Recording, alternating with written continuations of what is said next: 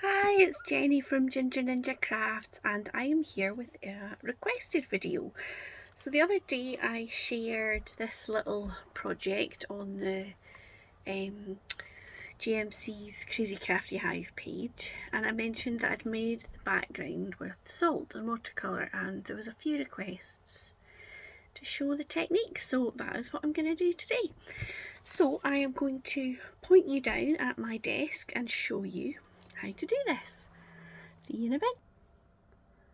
Okay, so what I've got here is a piece of watercolour paper. Now, I've had this pad forever. It is a Winsor & Newton watercolour paper, gummed watercolour pad. That's all the information.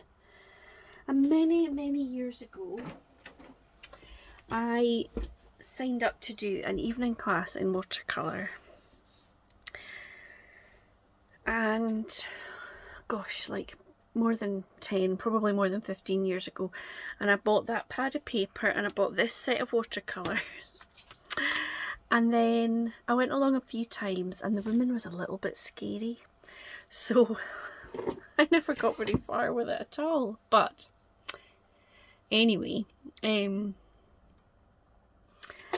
but I had the kit, and I've just, every now and again, I take it out and have a little bit of a play. So what I've done with this watercolour paper is I've just masked it off with some washi tape.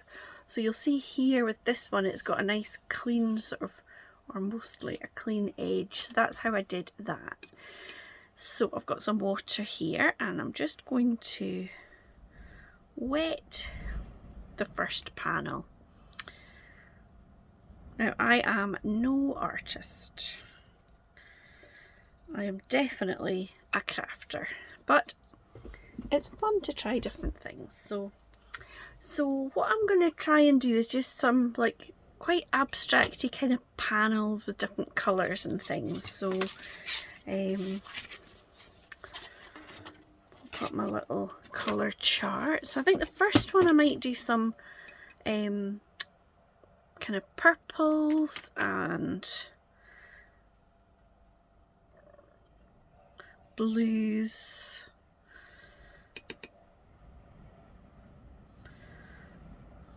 Just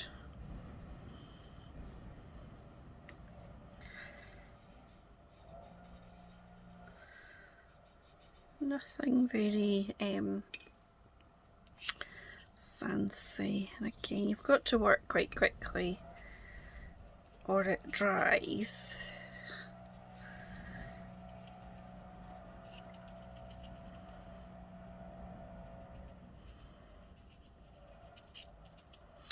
So I'll do that, and then I'll maybe pop a bit of this ultramarine blue up here. I always find a little bit of a challenge when I do watercolours is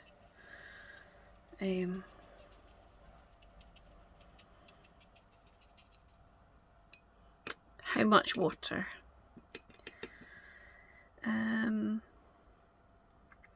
And then maybe this cobalt blue, which is quite a bit paler in the middle, and I might make that into a little bit of a more of a sort of a turquoisey blue with adding a bit of green. Put a bit more cobalt on.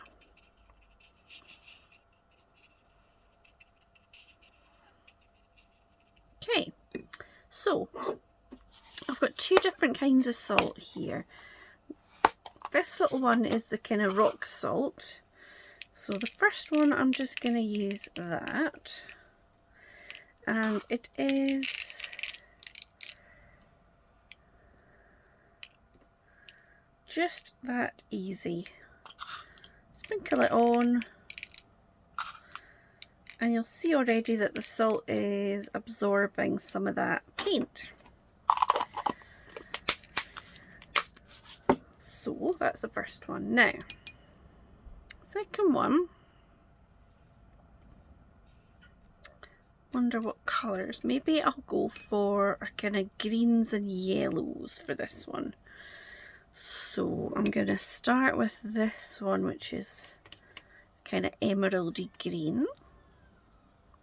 And I'm just doing the same kind of effect, really.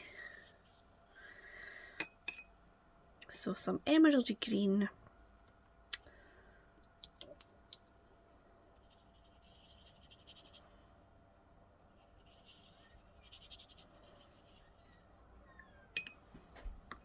Some quite bright yellow, and then a little bit of a darker one around. And you can see I've got a bit of green kind of contaminating it, but do you know what? I'm not mad about it. Then I'm going to take some of this yellow green.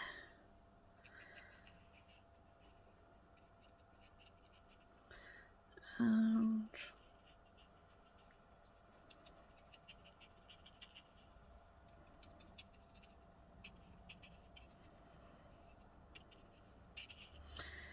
then I kind of feel like I've lost that depth of that first one, that emerald green, so I'm just gonna, oops, wrong green, just gonna pop that back in again. And this time I'm going to try just the normal, like, table salt. So I'm just going to sprinkle that. It's probably not that easy to see, but I've just got a pinch of it there.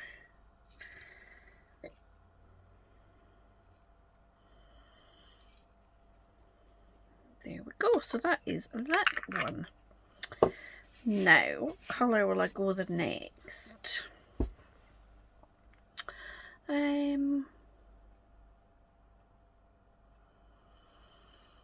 What about kind of reds? Do you know what I'm going to do? I'm going to pause you and I'm going to change my water. I'll be back. Okay, I'm back. So, sprinkle that one over there. So what did I say? Some sort of reds and oranges maybe. What I did this morning before I started this video was I just had a little bit of a play so that you can see straight away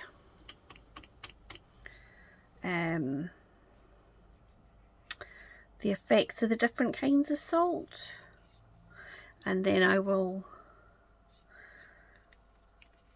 check in again on these ones after they've dried.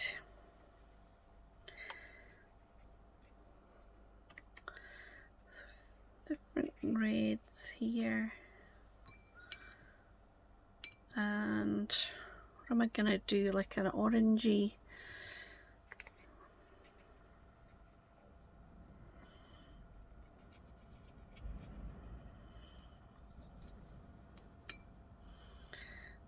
I kind of wish I'd stuck it out with the class, but I didn't really get what she was talking about, and I can remember at one point where she told me that colours were violent. Maybe people will agree with her, seeing what I'm doing here.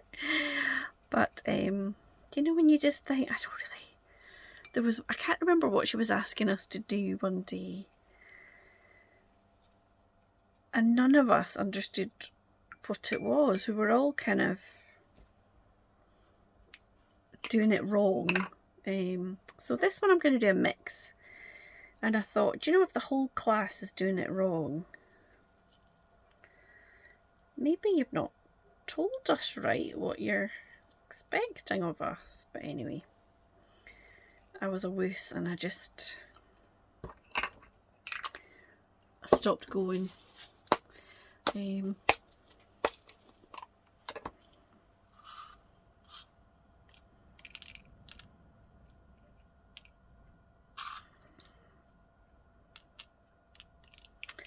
So I'm doing some of these bigger chunks in the middle, and around the edges I'm doing the table salt.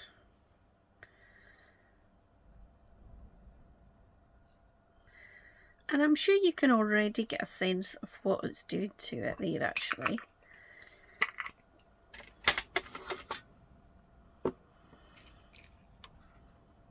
So that is the 3 that I have just done. This one with the big salt crystals, this one with table salt, this one with a bit of both. So I'm going to pop that aside to keep to dry, and this is one that I had a wee go with earlier. So this is dry. So this one I did the table salt, and you can see already, so I'm just gonna rub it off. This is maybe an example of my violent colours, but do you know, well, we all know the benefit of a painty paper and how you can cut into it and use it for different things. So that is, it was a mixture. I did sort of yellow, red, blue, green and purple. The yellow I did a bit more saturated, and it's not as obvious the effect, but you can see it's like I don't know, like feathers or like icicles, like an icy puddle. So I love it. This one was just some of the big salt crystals. So let me... And this one I tried to do a sort of watery panel, and I think it works really well for that effect. So that was the difference between those two. And then I did another one which was a mix of both. So this one I've done some of the table salt and some of the rock salt, and so I'm just gonna, oh, not quite dry.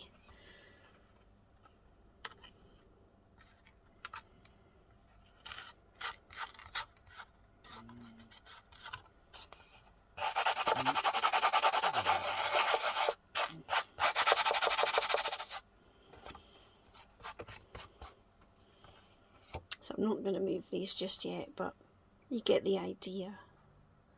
So I hope that that was interesting, and that it's so easy, and then what you can do with it. I think I might do this one, do a sort of sea effect. This one I might cut into it, maybe cut some circles or something, or do you know what, it could be a kind of underwatery effect too. Anyway, you've got endless choices of what you can do with these kind of backgrounds.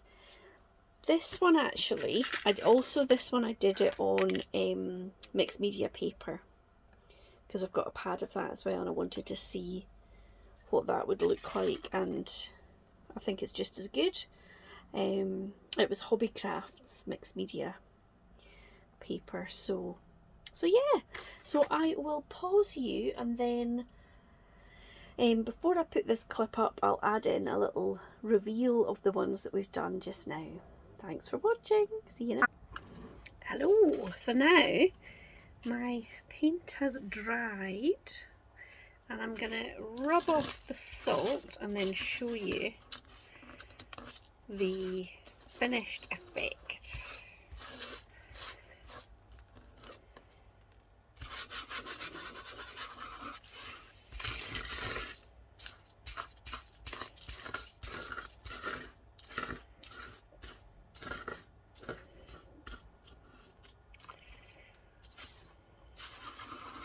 I have to say the table salt is a bit more tricky to rub it all off, but so here we are. So this first one was just the rock salt. You can see it soaked up kind of big pools. The middle one was just the table salt, so you get that kind of fine, almost sort of feathery effect. And then this one, the red and the orange, was kind of table salt around the edges and some rock salt in the middle. Now, if I can just take off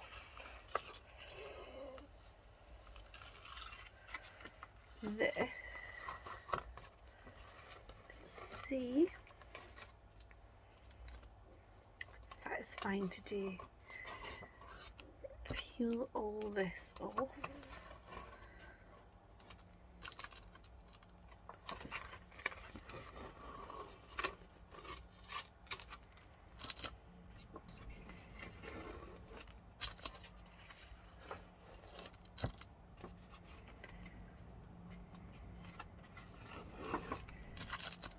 There you go. So you get a better effect without the washi tape round about it.